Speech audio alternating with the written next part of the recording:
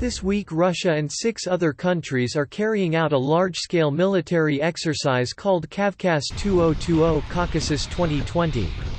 This exercise will take place predominantly in Russia's southern military district, a region that stretches from Russian-occupied Crimea in the west, to the Caspian Sea in the east, and the volatile North Caucasus in the middle. Certain parts of the exercise will take place outside Russia's borders as well.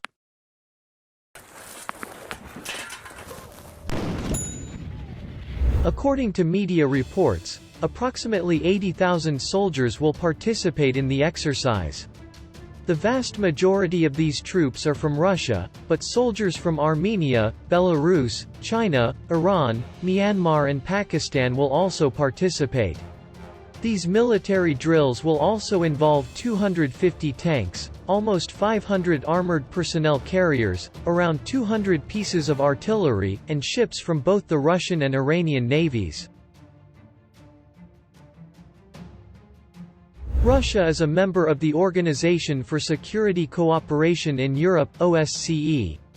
Normally, under the organization's guidelines, any military exercise exceeding 13,000 troops requires international observers from the OSCE.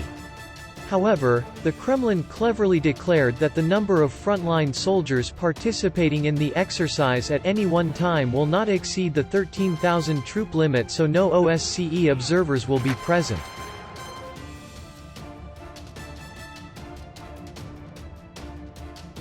The scope of the Caucasus 2020 is wide.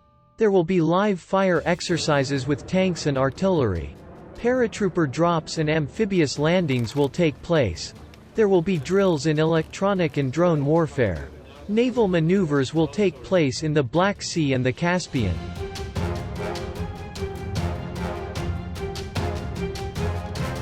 It is no secret that Russia views the South Caucasus as being in its natural sphere of influence. Although much of the military exercise is taking place in the North Caucasus, Russia is actually sending a message to the South Caucasus, especially Azerbaijan and Georgia.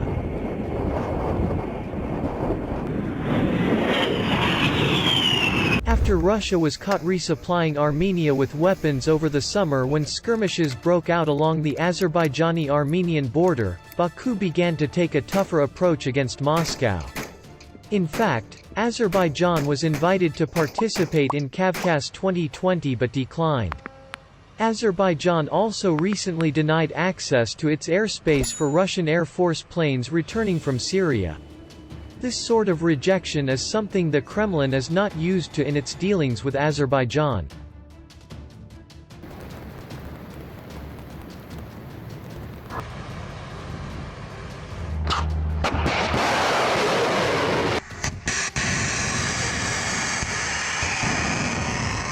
There are 2 aspects of Caucasus 2020 that should alarm Azerbaijan.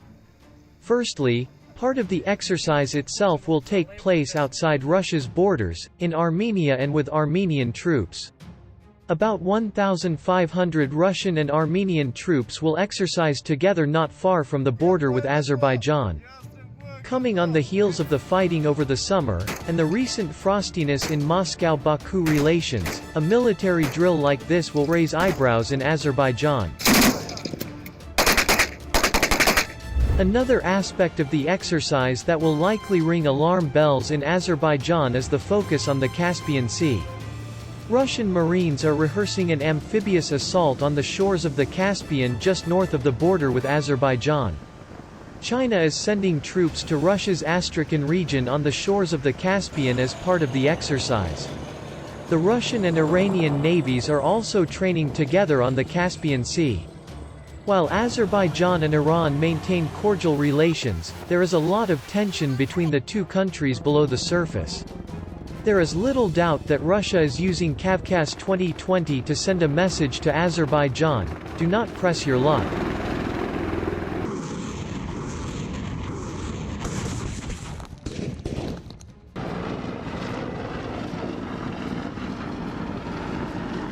Also in the South Caucasus, Russia is conducting part of Caucasus 2020 in the occupied regions of Georgia.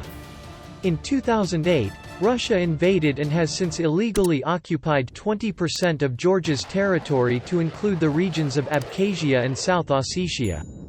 The cover story for the 2008 Russian invasion of Georgia was a large-scale military exercise in the North Caucasus. Understandably, Georgians are nervous of any large-scale Russian exercise in their backyard.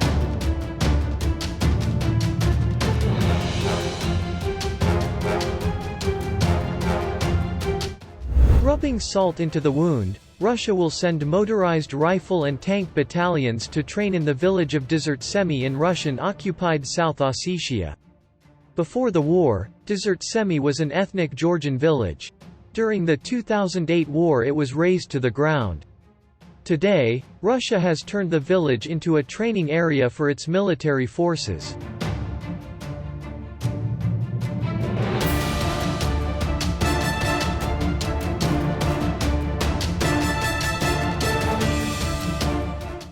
Another interesting aspect of Caucasus 2020 to consider is not who is joining Russia but who is not.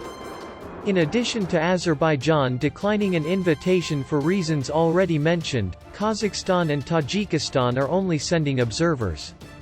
Kyrgyzstan is not involved at all. This is interesting because all of these countries are part of the Moscow-led Collective Security Treaty Organization, which can loosely be compared to the Russian equivalent of NATO. India was invited but then declined to participate in the drill. The official excuse from Delhi was that the coronavirus disease (COVID-19) pandemic made the logistics for Indian soldiers too difficult. However, the real reason is probably India's unhappiness with Pakistan plus China's participation. Russia wants to show the world that even during a global pandemic it is business as usual when it comes to its military might. Having China's participation increases Moscow's clout.